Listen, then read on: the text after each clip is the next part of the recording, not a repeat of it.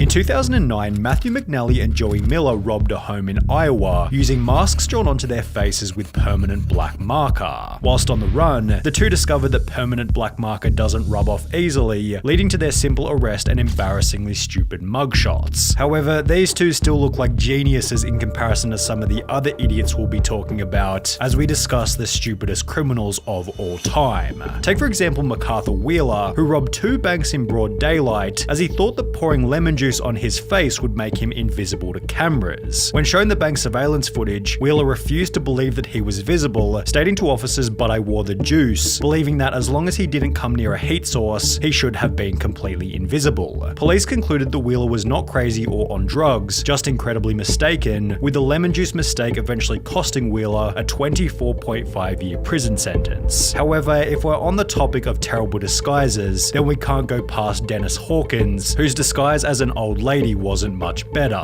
His sweater accompanied fake boobs, a full beard, and fittingly clown pants, with this insanely recognizable outfit helping police to catch Hawkins only an hour after the robbery. The police chief for the area stated, "He would get my nomination for dumbest criminal, I think. You still have his black facial hair with a blondish wig. Definitely different." Different is also a good way to describe Patrick McGuire's disguise, who robbed an Illinois convenience store while covering his face with a clear plastic bag. He was only able to obtain $60 from the robbery. However, due to his extensive criminal history, he was sentenced to 15 years in prison for the stunt, meaning that he had to spend 1 year in prison for every $4 stolen from the store. Talk about a bad return.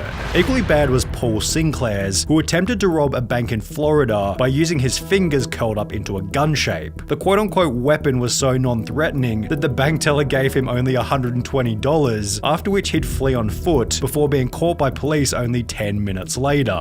Then there was James Blankenship, who thought that robbery was legal as long as you did it at a certain time of day. Back in 2013, Blankenship broke into his own mother's home, after which the police were called, who would take to their Facebook page later that day to explain what had happened. He fled the scene upon seeing his mother. The male was located under the house hiding in a crawl space. When advised of his charges, he made the statement, "I thought you could only be charged with burglary if you break in during the night time." Blankenship was given 180 days in jail and ordered to pay a $100 fine, yet this wasn't the only time when a person was dumb enough to think that a law didn't apply to them. Because when Reuben Pavin was caught stealing from a charity thrift shop in New Hampshire, he'd state that he thought everything was free because of the name of the business, Finders Keepers. The sign did say Finders Keepers, so I took that DVD player, took it home, Pavin told the local TV station. A couple of weeks later, the stuff is still there on the porch, so I'm thinking to myself, Finders Keepers, they probably just put stuff out there for people to take. The business responded via Facebook stating, "This man who was caught on video is saying it is all a misunderstanding. He thought everything at our store was free. Is that really the best defense he could come up with?" After which Pavin reportedly turned in the stolen goods to police, holding that he's not a bad person or a bad dad, and is rather just unbelievably stupid. But was he as dumb as Derek Mosley, who in 2013 attempted to rob a store named Discount Gun Sales by using a baseball bat? When Mosley allegedly barged into Discount Gun Sales and smashed a display counter with his baseball bat, the store manager simply pulled out his own personal firearm and pointed it straight at the would-be robber, holding Mosley in the store until he was arrested and charged with first-degree robbery. A similar story then came out of Texas in July 2022 when a gun store was robbed at knife point, although this tale instead ended in a body bag as the robber was fatally shot by the store owner as he tried to exit with his loot. But what happens when you accidentally call 911 whilst committing a crime?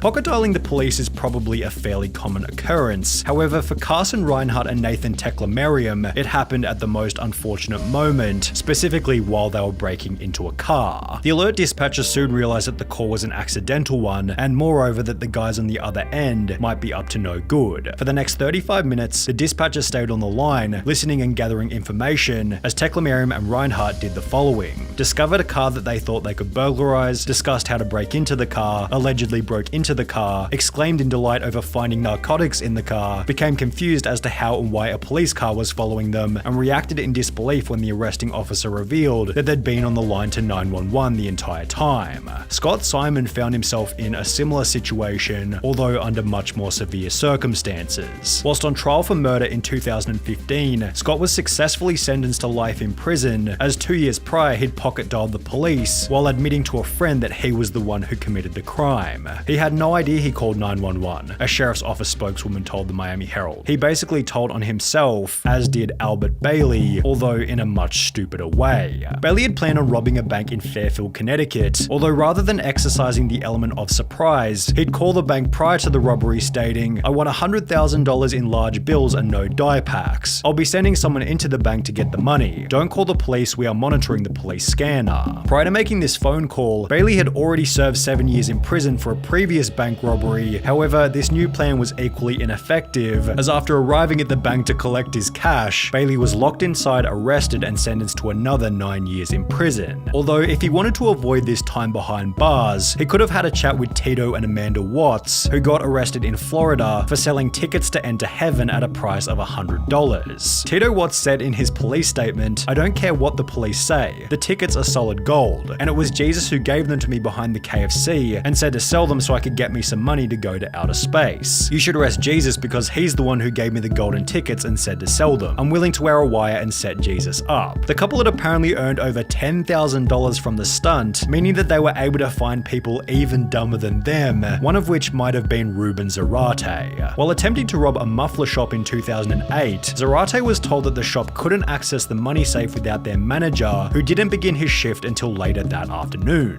Instead of bailing on the robbery, Zarate instead gave them his phone number, asking them to give him a ring the next time the manager was in. They did so later that afternoon, although after returning to the store, Zarate received no money and was instead met by police and charged with aggravated robbery. Then there was the man who gave the people he was robbing something even stupider. The unnamed robber walked into a London bank carrying a gun and a bag, which he'd take to the front desk before demanding £700,000 in cash from the bank worker. But after making his demands, the crook handed over his gun to the cashier instead of the bag. Investigating authorities stated, "The guess is that he is very inexperienced and panicked when he approached the cashier, handing over his gun instead of a bag by mistake." But it was Trevor Jones who left an even more damning piece of evidence at his crime scene. After breaking into a house in Atlanta, Jones took a moment to check his Facebook on the owner's computer before leaving without logging out. Less than 3 years later, a similar story entered news headlines, reading, "A 26-year-old Minnesota man has been tracked down by police after leaving his Facebook profile logged in at a house he allegedly robbed," although this story has a much funnier ending. The homeowner decided to message the robber via his Facebook, stating, "You left a few things at my house last night, how can I get them back to you?" which was followed by the robber agreeing to come back to the home so he could collect the stuff he forgot. However, the robber didn't get any of his items back and was instead arrested while still wearing a watch that he'd stolen from the night before. While both of these idiots used social media poorly, at least they didn't brag about the robbery in a YouTube video, as is what happened in the bizarre case of Hannah Sabata. In 2012, at the age of 19, Sabata stole $6,000 from a bank in Nebraska, and while almost anybody else would have simply kept quiet, Hannah instead took to her YouTube channel Jelly Beanie to upload a video titled Chick Bank Robber, in which she'd straight up admit to having just committed a robbery. She'd then discuss her entire methodology for the crime while showing the money and the amount that had been stolen, before concluding the video by describing the vehicle she had used and that it had its license plates removed. This information eventually resulted in Hannah Sabata's arrest and sentencing of 10 to 20 years prison, done so in a public courtroom filled to maximum capacity with people who had seen the video. Just 2 years prior to this, 21-year-old Frank Singleton was being released from Palm Beach County Jail, having just served time for a trespassing charge. The only issue was he didn't have a car to leave the jail, so he decided to steal one from the visitors' parking lot, yet the car he decided to steal was a manual and he could only drive auto. Singleton sat in the car looking like an idiot before being arrested and sentenced to a further 6 years in prison, telling deputies that he tried to take the car because he didn't feel like walking to his home about 6 miles away. And while you may be sat here thinking that these criminals can't get any dumber, it's time to introduce 53-year-old Michael Anthony Fuller. While it's common knowledge that the US banknote doesn't go any higher than $100, Fuller had the genius idea to create a counterfeit $1 million note before trying to use it at his local Walmart. He loaded his cart with a vacuum cleaner, a microwave, and various other items totaling $472 before handing the $1 million note to the cashier, expecting $999,528 in change. Needless to say, Walmart wasn't able to facilitate this, and instead store staff called police. Fuller was later charged with attempting to obtain property by false pretense and uttering a forged instrument.